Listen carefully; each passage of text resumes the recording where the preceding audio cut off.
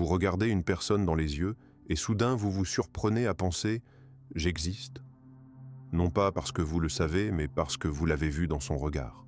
Vous êtes devenu réel dans l'admiration de quelqu'un d'autre. Mais de quelle admiration s'agit-il? La sienne ou la vôtre qui s'y reflète? Tomber amoureux n'est pas un simple battement de cœur, ce n'est pas une alchimie, ce n'est pas un instinct aveugle. C'est une performance dans laquelle votre image entre en scène sous les applaudissements d'un autre. Lacan a dit « Notre moi est un miroir et tomber amoureux se produit lorsque quelqu'un apparaît soudainement dans ce miroir et semble savoir qui vous voulez être. Pas qui vous êtes, mais qui vous rêvez d'être. Vous regardez l'autre comme la surface de l'eau et vous ne voyez pas lui, vous-même, mais sous une forme parfaite, complète, belle, enfin digne d'être aimé. Mais quel est ce reflet? Où est l'autre dans ce reflet? Et où êtes-vous vous-même? C'est ici que le voyage commence.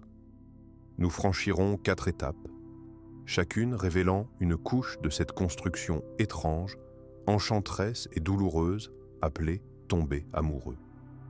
D'un miroir lacanien à un enfer personnel d'idéalisation, de la frustration à une réalité Instagram où chaque like est comme un coup de marteau silencieux de l'autre côté de la vitre.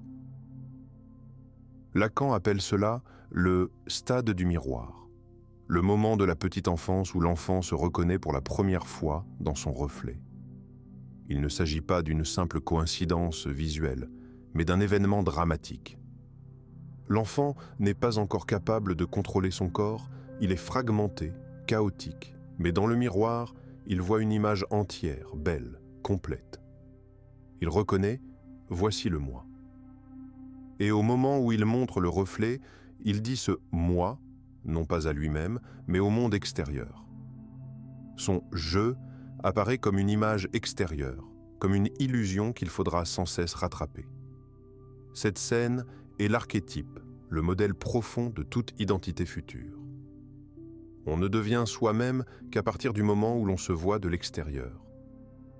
Mais est-ce que cela signifie que vous savez vraiment qui vous êtes? Ou êtes-vous toujours l'otage de cette première image lisse, entière, inatteignable? Tomber amoureux, c'est revenir à ce moment-là. Mais au lieu d'un miroir, il s'agit d'une autre personne.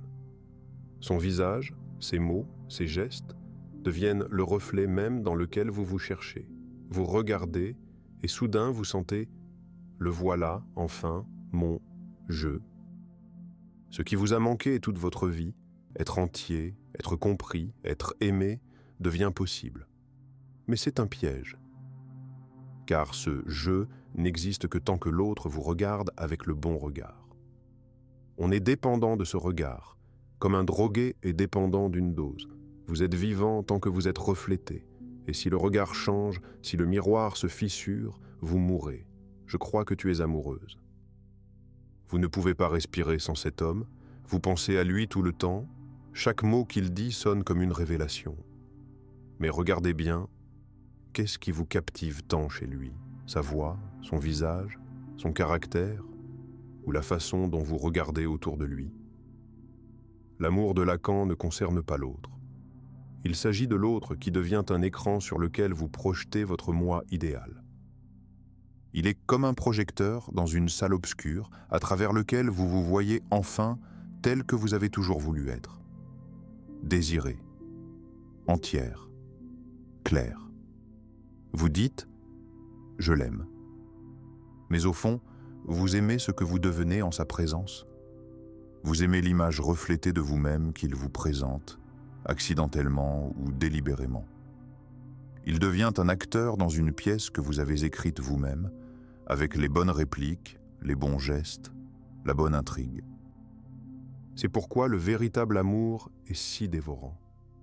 Il vous donne plus qu'une autre personne, il vous donne une identité. Grâce à lui, vous semblez enfin vivre avec vous-même. Vous observez la façon dont il vous regarde, et dans ce regard, vous trouvez la confirmation que vous êtes réelle, importante, spéciale. Vous êtes ce que vous avez toujours voulu être. Et plus vous le voulez, plus vous vous accrochez à cette image. Même si elle commence à glisser, même si elle se fissure, vous essayez de ne pas vous en apercevoir, car perdre l'autre, c'est se perdre soi-même. C'est se dissoudre à nouveau dans ce chaos d'avant le miroir, où il n'y a pas de moi, seulement une amorphité effrayante. Le jour vient où il dit la mauvaise chose, ou qu'il a l'air différent, ou qu'il ne répond tout simplement pas. Une petite fissure, presque imperceptible, mais vous la sentez comme si un frisson avait parcouru votre peau. Il est toujours le même, mais il y a quelque chose d'irrévocablement différent. Et vous ne savez pas ce que c'est, lui ou vous? La frustration amoureuse n'est pas une déception à l'égard d'une personne. C'est la déception à l'égard du moi que vous avez vu à travers lui. Lorsque le miroir ne reflète plus ce que vous voulez, vous vous sentez abandonné, même si la personne est proche. C'est comme si elle avait cessé d'être la source de votre moi, et qu'au lieu d'une image brillante, c'était un reflet trouble et déformé dans lequel vous ne vous reconnaissiez pas. Lacan dit que le désir est toujours lié au manque. Nous désirons ce qui nous manque, et tomber amoureux se construit d'abord sur ce manque. L'autre n'est pas seulement une personne, c'est la promesse d'un achèvement, de cette partie manquante qui nous rendra entiers. Mais c'est une illusion, parce que l'autre ne peut jamais être ce complément. Il est toujours l'autre. Il ne connaît pas le rôle que nous lui avons attribué, et un jour, il refuse de le jouer. C'est alors la rage, ou le ressentiment, ou le désespoir. Parce que ce n'est pas l'amour en tant que sentiment qui s'effrite, c'est la structure dans laquelle vous avez tout mis qui s'effrite. Cette image, qui semblait parfaite, s'avère vide. Vous réalisez soudain que vous n'avez pas aimé une personne, mais un mirage. Et vous l'avez construit vous-même.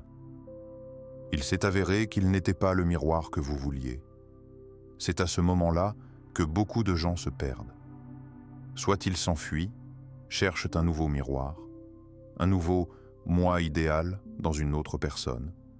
Soit ils tombent dans la destruction, comme s'ils mouraient sans le regard de quelqu'un d'autre. Or, tomber amoureux n'a rien à voir avec l'autre personne. Il s'agit de vous. Cela a toujours été le cas. Il en sera toujours ainsi. Mais si le miroir est brisé, qu'est-ce qu'il remplace? Au XXe siècle, nous avons une nouvelle façon de nous regarder. Un tout nouveau système de réflexion. Et nous y sommes immergés. Aujourd'hui, il n'est plus nécessaire d'être en chair et en os pour tomber amoureux. Un écran suffit, une page Instagram, un profil Tinder, des bobines, des stories, des likes, toute une architecture de reflets où l'on peut se regarder à l'infini à travers les regards des autres. Les médias sociaux sont devenus un miroir global.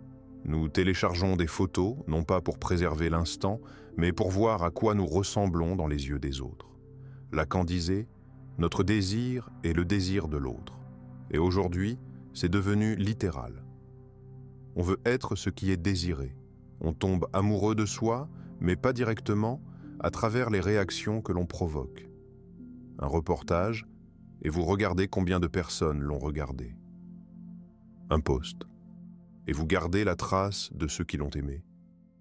C'est un regard qui a remplacé le miroir intime d'une autre personne. Mais il y a une différence. Ce regard n'appartient plus à personne en particulier. Il est flou, généralisé, sans corps. Vous ne savez pas qui vous voit exactement, et c'est pourquoi vous pouvez projeter tout ce que vous voulez. Construire des images d'îles à l'infini, les éditer, les filtrer, les amplifier. Vous devenez le metteur en scène de votre propre désir, vous adaptant sans cesse aux attentes de quelqu'un d'autre. Seulement, vous ne savez pas de quelles attentes il s'agit. Et vous tombez amoureux de cette image. Les likes, les chiffres, la potentialité. Vous tombez amoureux des personnes que vous aimez, non pas pour ce qu'elles sont, mais pour ce qu'elles vous font aimer. Vous êtes à nouveau pris au piège, mais il n'y a plus un seul miroir. Il y en a des milliers. Et ils demandent tous de l'attention, tous les jours. C'est pourquoi nous nous sentons si seuls. Parce que chacun d'entre nous n'est pas une personne, mais un reflet qui court après un autre reflet. Nous tombons amoureux de projections, d'idéaux, de filtres. Nous ne nous voyons plus, nous regardons mais ne reconnaissons pas. On se reflète mais on ne se touche pas. Et pourtant, dans cette frustration, il y a une chance. Si nous réalisons que le miroir n'est pas la vérité, mais un mécanisme. Que l'autre n'est pas une fin, mais une invitation à la rencontre. Alors peut-être pourrons-nous cesser de nous chercher dans le regard de l'autre et regarder à l'intérieur pour la première fois. Si cette réflexion a résonné en vous, donnez-lui un like et abonnez-vous. Peut-être s'agit-il aussi d'un miroir, mais qu'il reflète non seulement le désir, mais aussi la conscience.